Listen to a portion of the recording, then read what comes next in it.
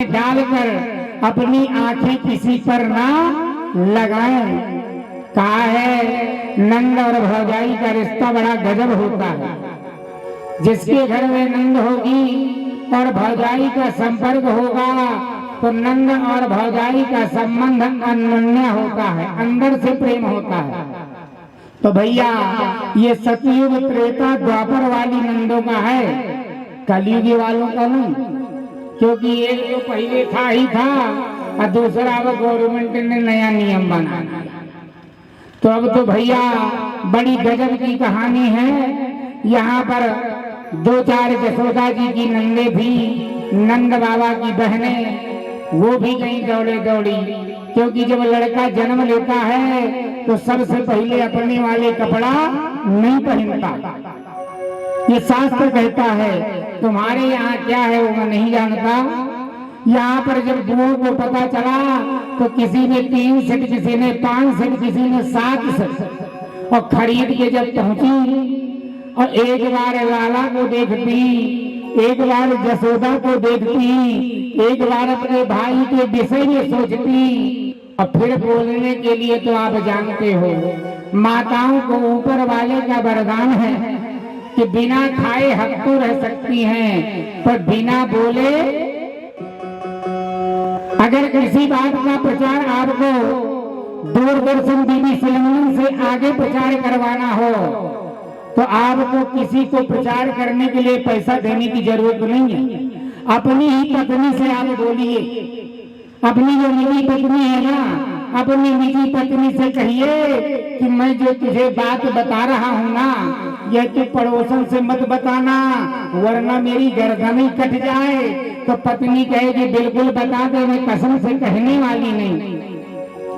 पर जब पति बताता है वह बात तो पत्नी कितना भी पानी पिए, तुलसी आर्क डाल के, गुलाब जल डाल के, तो पचते नहीं, चिंता में हो जाती। और जब चिंता में होती तो पड़ोसन कहती बहन तो बड़ी चिंतातुर दिखाई देती है। बोले क्या करूं, मेरे पति ने ऐसी बात बताई है कि मैं किसी से बता नहीं सकती। जहाँ कहा मैं किसी से बता नहीं सकती तो वहां पर जो सहेली पड़ोस वाली थी वो कहती है कि मेरी काहे की सहेली, अरे अगर तू मुझसे नहीं बताएगी तो किससे बताएगी। मैं भी बिल्कुल तेरे देवर की कसम खाती हूँ कि तू मुझको घर बता दे, मैं किसी को सांस नहीं लूंगी। भैया स्वयं की पत्नी ये नहीं सोचती कि अगर यह बात का प्रचार होगा तो मेरे पति का मुंडी सर से कट जाएगा, तो वो बोल देती। जो गुप्त बात थी वो अपने पड़ोसन से बेटा, उसने अपने पड़ोसन से पहुंचाया और जब बात पहुंची सिक्योरिटी में तो प्रशासन आके खड़ा है। पति अपने पत्नी से पूछता है मैं जो तुझे बात बताता हूँ किसी से बताती तो नहीं? बिल्कुल नहीं। उसने क्या किया, एक लौकी के फल को काट के लाया, उसका बीच से 2 भाग कर दिया। जानते हो नाम लगा दिया पड़ोसी का मुड़ में काट कर अपने घर में रखती हूँ थथोल ले इसको, और किसी से कहना नहीं वरना मैं जिंदगी भर जेल में चक्की पीसते रहूं। तो स्त्री जानती है कि बात गड़बड़ है तो बिना बोले नहीं मानती। जब पता चला प्रशासन उसके घर आया तो वह बेचारा हाथ जोड़कर प्रशासन से कहता है मेरी पत्नी कहती थी कि मैं किसी से नहीं बताऊंगी, इसलिए मैंने प्रमाण के लिए इस प्रचार को किया। इसलिए आप एक काम करें, जिसका नाम मेरे से जुड़ गया मारने पर उसको तो आप प्रत्यक्ष में देखिए, ये खड़ा है। मैं जिसका नाम लगाया वो ये खड़ा है, इसलिए मैं गलत नहीं हूँ। और जो बोरी में मेरी पत्नी ने देखा ना वो भी बिल्कुल सही है, आप उसका प्रमाण दिखाएं। गोल वाली लौकी को जब खोल के दिखाया तो सब गांव वालों ने पूछा तुमने ऐसा क्यों किया? बोले मेरी पत्नी रोज ही कसम खाती थी मैं तुम्हारी बात किसी से शेयर नहीं करती। यहाँ पर नंदगांव की बात जब बाबा भोलेनाथ के घर तक पहुंची और शंकर जी को पता चला कि नंदगांव में कन्हैया जन्म लिए हैं तो जानते हो भोलेनाथ को लड़कपन की याद आ गई। अनसुईया जी के घर की याद आई और मन में विचार किया हम तीनों व्यक्ति लड़कपन किया है वहाँ कहाँ? अनसुईया जी के घर में वो मैया हमें पालना में झुलाया है, दूध भी पिलाया है। इस बात को सोचकर भगवान शंकर कहा इस बार हमारा नंबर नहीं लगा, चलो हम दर्शन करके आए। भोलेनाथ कैलाश से चल दिए और जब कैलाश से चले तो माता पार्वती जी ने पूछा कहाँ जा रहे हो? बोले तुम्हारा तो यही धंधा है, हम कहीं जाए तो बिना बोले नहीं मानते। अरे जा रहे हैं, शाम तक आ जाएंगे। हमने जब तुमको वादा कर दिया है कि दुनिया के कार्यों से जब निवृत्त होंगे तो सीधे कैलाश ही आएंगे। भगवान शंकर दुनिया में कहीं भी जाएं तो गोधूली बेला में कैलाश पर्वत पहुंच जाते हैं। शिव पुराण कहती है कि कैलाश शिखरे रम्ये गौरी प्रक्षति शंकर। शंकर जी से पार्वती रोज हिसाब लेती है, अब कहती है तो कहाँ गए थे? आज भी हर पत्नी अगर अपने पति का पूरा हिसाब ले तो पति कभी गड़बड़ हो ही नहीं सकता। पर ये मैनेजमेंट स्टार्टिंग में जमाना पड़ेगा। कहा है जब ब्याह होकर आता है तो उस समय अगर पति पर पत्नी भारी या पत्नी पर पति भारी तो उसी दिन से अपना प्रोग्राम जम जाता है। ये भारत है, यहाँ कई प्रकार के लोग पाए जाते हैं। बाबा भोलेनाथ पहुंचे और दरवाजे में खड़े हुए। माता जसोदा के घर में बड़ी भीड़ लगी थी क्योंकि पूतना ने एक घटना घटा दी थी। पूतना के कारण नगर वाले भी बड़े सतर्क रहते थे कि कोई नंद बाबा के घर में प्रवेश न करे। बाबा ने लंबी लंबी जटाएं बढ़ा के और साथ में मुंडों की माला पहन के और हाथ में खप्पर और त्रिशूल हाथ में लेकर पहुंचे। और जब पहुंचे तो दरबार में वहां जब गए तो एक सखी खड़ी थी। बाबा भोलेनाथ धीरे से निवेदन किया, सुनती हो? बोले क्या? बोले जाके जसोदा को कह दो एक याचक दरवाजे में खड़ा है, भिक्षा चाहिए उसको। जसोदा जी गईं और कंद मूल फल आदि लेकर दरवाजे में आई और बाबा को देने लगी। बाबा ने कहा ये सब मुझे कुछ नहीं चाहिए, मैं कैलाश का निवासी हूँ और मेरे कैलाश में एक से एक बड़े केले के पेड़ हैं जिनकी छेही 2.5 फीट की होती है। मुझे इसको खाने की जरूरत नहीं है। सो बोले तुम्हें क्या चाहिए? बोले हमें एक ही बात चाहिए। बोले क्या? बोले हमें अपने लड़ना के दर्शन करा दो। जसोदा जी भड़क गई। जसोदा जी ने कहा कल एक आकर के मेरी डुप्लीकेट भौजाई बन के मेरे लाला को लेकर के बीच जंगल में गई। वो तो मेरा लाला बहुत होशियार था जो बच गया, अब पूतना का अंत हो गया। इसलिए मेरा विश्वास नहीं है कि मैं तुझे लाला को दिखाऊं। कहीं अगर मेरे लाला को नजर लग गई तेरी तो क्या होगा? बाबा भोलेनाथ भी बड़े जिद्दी थे। उन्होंने जिद के वशीभूत होकर बड़े प्रेम से अपने त्रिशूल को दरवाजे में गाड़ दिया। सुबह 9 बजे पहुंचे और ठीक 3 बज गया और जसोदा जी दर्शन नहीं कराती। भैया भोलेनाथ मन में विचार किया, लगता है कन्हैया मुझे दर्शन नहीं देंगे। भोलेनाथ कैलाश की ओर जाते हैं और मन में विचार करते हैं जैसी जिसकी भावना। बाबा भोलेनाथ जब जाते हैं तो कन्हैया जी इधर उधर मचा दिया, रोना फिकरना चालू कर दिया। इतनी तेजी से रोते हैं कि मैया से मानते नहीं, मचल जाते हैं। जानते हो छोटा बालक जब मचल जाता है तो पिता कितना भी उसको मनाए नहीं मानता, और मैया उसकी जब 2 सटा शब्द देती है, कहती चुप, तो बिल्कुल सरेंडर। पर जसोदा जी इसमें भी नहीं मानते कन्हैया, और जब कन्हैया नहीं मानते तो बाबा अपना त्रिशूल उठाए और चल दिए कैलाश की ओर। इधर कन्हैया जी खूब ही रो रहे थे। एक सखी सामने मिल गई और बाबा से पूछा, बाबा कहाँ से आए हो, क्या क्या जानते हो? बाबा भोलेनाथ ने कहा भूत वर्तमान भविष्य तंत्र मंत्र यंत्र। बोले बाबा, बोले क्या है? बोले कुछ देर से कन्हैया जी को नजर लग गई है और वो रोए जा रहा है। क्या तुम्हारे पास ऐसा मंत्र है कि उसे जीवन में नजर न लगे? अरे बोले बहन, एक बार तू उस लाला को मेरी गोद में दे दे और जिंदगी में कभी नजर लगने वाली नहीं। वो दौड़ी दौड़ी गई और मैया से कहा, इतना सुंदर बाबा मुझे आज मिला कि वो यंत्र मंत्र तंत्र सबसे पारंगत है, और वो कहता है कि मैं निस्वार्थ भाव से सारे काम करता हूं। मैया ने कहा, मेरे लाला की रोनी बंद करा देगा, मेरे लाला के रोने का बंद करा देगा? बोले हाँ। बोले तो पकड़ के ला। सखी दौड़ के गई और भोलेनाथ को लेके आई। जसोदा जी ने कहा, इसके रूप को देखकर कहीं मेरा लाला और ना डर जाए, ये तो मेरे दरवाजे में आज सुबह 9 बजे से बैठा था, अब बहुत जिद किया तो मैंने दर्शन नहीं कराया।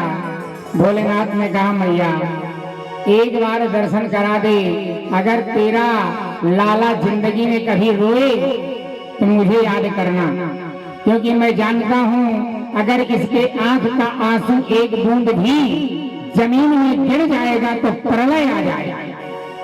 भगवान कृष्ण जिंदगी में अपने आंसू एक ही बार बहाते हैं। यहाँ पर कन्हैया जी के पास डरते डरते मैया यशोदा लाई। जब मैया लाई तो लाला को शंकर जी को दिया। शंकर जी मुस्कुराए और धीरे से अपनी वार्ता कर लिया। जानते हो, कुछ ऐसी बातें होती हैं जो पति पत्नी 10 के बीच में बैठे रहते और आंखों आंखों से बात कर लेते, पड़ोसी को भनक नहीं चलती। वही जानते हो धर्म पत्नी होती है। काय पति और पत्नी का संबंध ऐसा होता है कि जब पति के इशारे पर पत्नी नाचे तो धर्म पत्नी कहलाती है। जानते हो, जब पति चबुरी आंख कान नाक सब दबाए तो समझ जाओ ये धर्म पत्नी नहीं है, ये वाइफ है। और अगर पति दिन भर चिल्लाए और पत्नी एक बार भी चिल्ला ना सुने तो समझ जाओ ये बीवी है। यहाँ पर बड़ी सुंदर छटा थी। माता जसोदा भोलेनाथ को दिया और भोलेनाथ जो गोद में लिया सो मैया से कहते हैं, अरे वाह मैया तो बड़ी भाग्यशाली है, मैं इसको इतना बड़ा आशीर्वाद दे के जाऊंगा कि इसे जिंदगी में कभी नजर नहीं लगेगी। भोलेनाथ कहते हैं, अरे जुग जुग जीवरी यशोदा मैया तेरा ले लेना, जुग जुग जीवरी यशोदा मैया तेरा ले लेना, जुग जुग जीवरी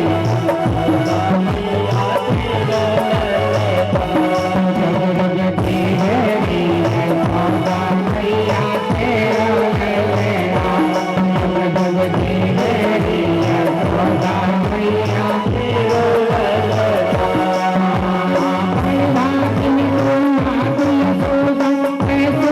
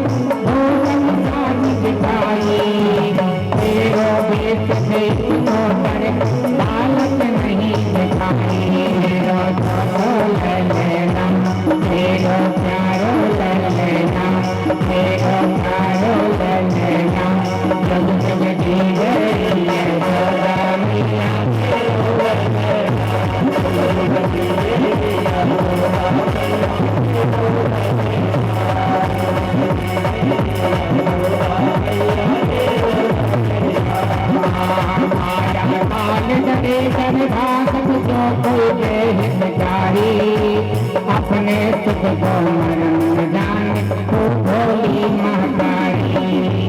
आपन काल को डरे न मनवा भगतन को ही भिखारी।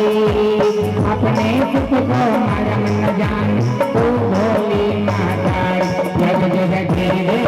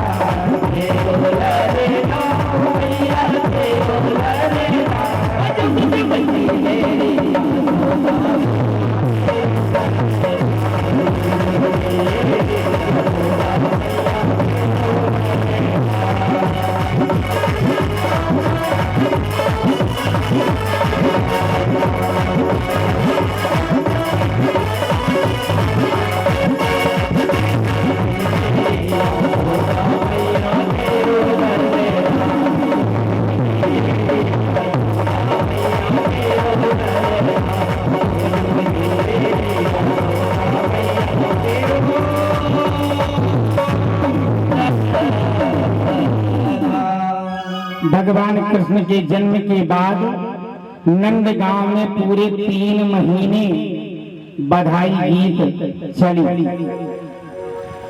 बाबा भोलेनाथ ने भगवान कृष्ण को गोद से मैया जसोदा को अर्पित किया और कहा, मैया आज मैं इसको इतना बड़ा वरदान देता हूँ कि दुनिया का कोई भी व्यक्ति इसका बाल बांका नहीं करेगा। बोले बाबा आज से इसको नजर तो नहीं लगेगी? बोले जिंदगी नहीं। इस बात को सुनकर भोलेनाथ बड़े प्रसन्न हुए और कन्हैया जी भोलेनाथ की ओर देखते रहे। भोलेनाथ अपने कैलाश पर्वत चले गए। यहाँ पर 3 महीने हो गए और नंदगांव बरसाना गोकुल में बड़े बड़े उत्पात होते थे। जब बड़े बड़े उत्पात होते थे तो एक कंस का मित्र था जिसका नाम संकटासुर, भाजासुर, तृणासुर, अघासुर, यह बड़े दयनीय अवस्था में थे। एक दिन बाबा भोलेनाथ के परिवार में एक कार्यक्रम का आयोजन हुआ। तुम्हारा ये जान बंद कर देना चलता है। यहाँ पर भोलेनाथ तो चले गए और इधर कंस दिन रात कृष्ण ही का चिंतन करता। मन में विचार होता है और जब मन में विचार होता है ये कन्हैया क्या करेंगे, मेरा अंत करेंगे, तो इसने नाना प्रकार के दैत्यों को भेजना प्रारंभ किया। एक तृणासुर का दैत्य था जो तिनके के समान था। दूसरा संकटासुर नाम का था जो बवंडर रूप में था। और तीसरा राजा सहस्त्र का अनेक दुर्वासा से श्रापित दैत्य था। ये तीनों क्रम बाई क्रम गए। पहले के जमाने में जब कोई फंक्शन होता था तो समय मौसम बारिश का था। अपनी अपनी छकड़ियों में अपना अपना माल लाद करके और हिरण्याक्ष का जो बेटा था लोमस ऋषि से श्रापित, वह बवंडर रूप में पहुंच गया भगवान कृष्ण के छकड़े के पास। वहाँ माता पिता सारे नगर के व्यक्ति गांव के बाहर भोजन बना रहे थे। पहले के जमाने में होता था, आज भी होता है, जेठ के महीने में सारे नगर के व्यक्ति नगर में चूल्हा नहीं जलाते थे। सब लोग अपना आटा भाटा लेकर गांव के बाहर जाते थे और वहाँ खाते पीते थे और अपने घर चले आते थे। बाबा की जो छकड़ी थी उसमें कन्हैया जी को लिटा दिया और यह हिरण्याक्ष का बेटा बवंडर रूप में पहुंचा। और बवंडर रूप में जब पहुंचा तो मैया को देखा। मैया भोजन तैयार करने में लगी थी। बवंडर रूप पहुंचा और भगवान कृष्ण को उठा लिया। अब गोल गोल जो बवंडर आता ना, कल आया था, जो बवंडर था गोल गोल लेके कृष्ण को जाने लगा ऊपर। और जब ऊपर जाने लगा तो हल्ला मच गया, कृष्ण गए, कृष्ण गए। मैया दौड़ी, क्योंकि जानते हो बेटा किसी का कैसा भी हो, बेटा किसी का कैसा भी हो, पर माँ का दिल उससे कभी भरता नहीं। अगर बेटा उपद्रवी भी है तो उसका पक्ष माँ लेती है, और जब माँ लेती है तो वहाँ क्या कहना, वहाँ जब माँ पक्ष लेती है तो मैया जसोदा गई और बड़ी हतोत्साहित हो गई। और जब हतोत्साहित हुई तो कन्हैया मन में विचार किया, मैया की चिंता मत कर, मुझे भोलेनाथ का आशीर्वाद है, मैं इसको तो अभी निपटाता हूँ। जब यह बवंडर रूपी भगवान कृष्ण को ले जा रहा था, कन्हैया जी ने बक्सुआ पकड़ लिया, और जब बक्सुआ पकड़ा बीच रास्ते में ऊपर, तो धर बक्सुआ एक ही बार मसक दिया, और जहाँ एक बार मसका तो इसके प्राण निकल गए। और जब इसके प्राण निकले तो पहले बवंडर रूपी दैत्य गिरा और उसके ऊपर कन्हैया जी धड़ाम। अब जब कन्हैया जी गिरे नीचे तो भैया सब लोगों ने कन्हैया जी को उठाया और बड़े प्रेम के सहित गोमूत्र लेकर भगवान कृष्ण के ऊपर छींटा। भगवान कृष्ण के ऊपर जब छींटा सो नंद बाबा ने कहा, देखिए आजकल हमारे नगर में बड़े बड़े उत्पात हो रहे हैं, इसलिए मैं आपसे कहता हूँ कि भोजन आप भले लेट बनाएं, पर आज से कभी भी कन्हैया को अकेले मत छोड़ना। या तो मैं कान्हा के पास रहूंगा या तुम, क्योंकि इसके इतने विद्रोही बढ़ गए हैं कि कुछ समझ में नहीं आता। समय का परिवर्तन हुआ और इधर संदेशा कंस का पहुंचा बाबा नंद के पास। कंस राजा था और यह एरिया मैनेजर थे, अपने नगर के सरपंच पटेल आदि थे। इनको कहा गया कि टैक्स के रूप में माखन मिश्री लेकर हमको पहुंचाया जाए। नंद बाबा ने घोषणा कर दी, सब लोग अपने अपने छकड़ी और बैल में भरकर बड़े प्रेम के सहित लेकर चल दिए। यहाँ पर नंद बाबा अपनी पत्नी को बहुत समझा करके गए, बिल्कुल कृष्ण ही के पास रहना, और जब कृष्ण के पास रहे तो कोई कृष्ण को छू नहीं सकता। यहाँ पर नंद बाबा मथुरा को जाते हैं और इसी समय तृणासुर रूपी दैत्य आ गया। भगवान कृष्ण के सामने ऐसे लेट गया जैसे लकड़ी पड़ी तृण। हम मौका का फायदा उठाया। कन्हैया जी मन में सोचे क्या करना, बाबा तो है नहीं। ये जो दैत्य था ये मन में विचार किया, इस बार कन्हैया की छकड़िया ही लेके उड़ जाऊंगा। भगवान कृष्ण एक बार देखा उसकी ओर, आ बेटा, जहां ये बैलगाड़ी के ज्वाइंटर को पकड़ने का किया, बैठ के कि पकड़ूं, उसी समय भगवान कृष्ण ने एक पैर पटका अपने बैलगाड़ी में, ये ऊपर उठ गया और जाके ऊपर कितनी दूर गया, 20 पुरुषा नीचे गिरा तो इसका भी काम तमाम हो गया। अब भैया नंद गांव में नए नए उत्पात होते थे। यहाँ पर नंद बाबा जसोदा से प्रेम की सहित जब जाने लगे तो जसोदा जी ने कहा, तुम मथुरा जा रहे हो? बोले हाँ। बोले देवकी वसुदेव से जरूर मिल के आना, अब देवकी वसुदेव से ये भी बताना कि तुम्हारी जो भाभी जसोदा है उसके भी लाला जन्म ले लिया है। अब जसोदा कहा जाने की ये देवकी का बेटा है। यहाँ पर नंद बाबा गए और अपने कर को जमा किया। सुखदेव जी राजा परीक्षित से कहते हैं कि जो यदुवंशियों के पुरोहित गर्गाचार्य जी थे वह मथुरा में रहते थे। पहले के गुरु लोग देहात में रहते थे, तो देहात वाले गाजर मूली पालक घी दूध पहुंचाते थे। अब देहात वालों को जब स्वयं शॉर्टेज हो गया, क्योंकि वो अपना वाला दूध दही मुल्ताई पहुंचाने लगे, तो आजकल के गुरु भी देहात में नहीं रुकते। जानते हो का, आजकल के गुरु भी सिटी में रुकते, क्योंकि सिटी में बिना सीटी बजाए सब काम हो जाता है। यहाँ तो भैया ताली ठोको चाहे सीटी सब बराबर चलता। एक बार तरुण सागर जी महाराज भोपाल आए थे और उस समय एक ऐसा मंत्री था तो जो उस समय सिर्फ जीते ही नहीं, तो महाराज जी के पास गया, हमारी भी ड्यूटी लगी थी, तो उनसे एक ही बात कहा, महाराज जी पहले के साधु संत जंगलों में निवास करते थे, आजकल के साधु संत शहर में रहते, इसका कारण क्या? बोले मुख्यमंत्री जी, पहले भूत श्मशान घाट में रहते थे, पहले भूत श्मशान घाट में रहते थे और अब भूत हर घर घर में मिलेंगे। तो बोले जब भूत हर घर में मिलेंगे तो बाबाओं को भभूत लगाने के लिए हर घर जाना पड़ेगा। समझ में आया? उसने कहा महाराज समझ में नहीं आई। बोले समझ में नहीं आई तो फिर मैं समझाता हूँ। बोले कैसे? बोले पहले के जो दैत्य रहते थे, राक्षस, पहले के जो राक्षस रहते थे वो कई बरस तक तपस्या करते थे, फिर राक्षस बनते थे। और आजकल के राक्षस तो जानते हो, शाम ढली या 14 रुपया खर्च किया और महाराक्षस बन गए, उत्पात मचाना चालू। तो बोले इनको कंट्रोल करने के लिए हमें घर घर भभूत लगाने आना पड़ता है, इसलिए हम शहर आते हैं, वरना हम शहर काहे को आए। यहाँ पर इस बात को देखकर, जसोदा की बात को लेकर नंद बाबा वसुदेव के पास काल कोठरी में गए।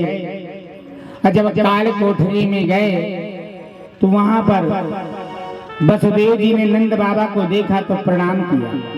मन में आया कि जिस लड़के को मैं छोड़ के आया था उसके विषय में पूछूं, पर पुरुष बड़ा धैर्यवान होता है, पुरुष बड़ा धैर्यवान होता है, और जो स्त्री होती है उतावली होती है। यहाँ पर सारा समाचार नंद बाबा सुनाए और जहाँ कहा वसुदेव, बोले क्या है? बोले तुम्हारी भाभी के 80 साल की उम्र में लाला हुआ है, और लाला इतना सुंदर है कि है 3 महीने का पूरा, पर काम पूरे 44 वाले करता है, अच्छे अच्छे दैत्यों को एक झटके में निपटा देता है। तुझे बताऊं? बोले क्या? बोले तूने पूतना का नाम सुना? बोले हाँ। क्या हुआ? अरे बोले वो घर से उठा के ले गई और कन्हैया ने ऐसा उसका दूध खींचा कि प्राण ही निकल गए। तो बोले तुम पहचान नहीं पाए? बोले जब घर में प्रवेश किया था तो तेरी जो भौजाई है ना वो ज्यादा समझदार तो है नहीं, इसलिए उसकी भौजाई बन के वो घर में हमारी एंट्री कर लिया। पर एक बात बताऊं? बोले क्या? बोले वसुदेव, पूतना जब तक घर में रही कोई भी काम जसोदा को नहीं करने दिया, सब आगे आगे आगे आगे। पहले की जो भौजाइयां होती थी वो जब नंद के घर जाती थी तो अपनी नंद रानी से कह देती थी तुम आराम करो, हम सारा संभाल लेंगी। पर भैया आजकल के फैशन में, अरे आजकल के फैशन में, अरे नया फैशन चाहिए। जानते हो, लाला चाहे काला हो पर लाली गोरी चाहिए।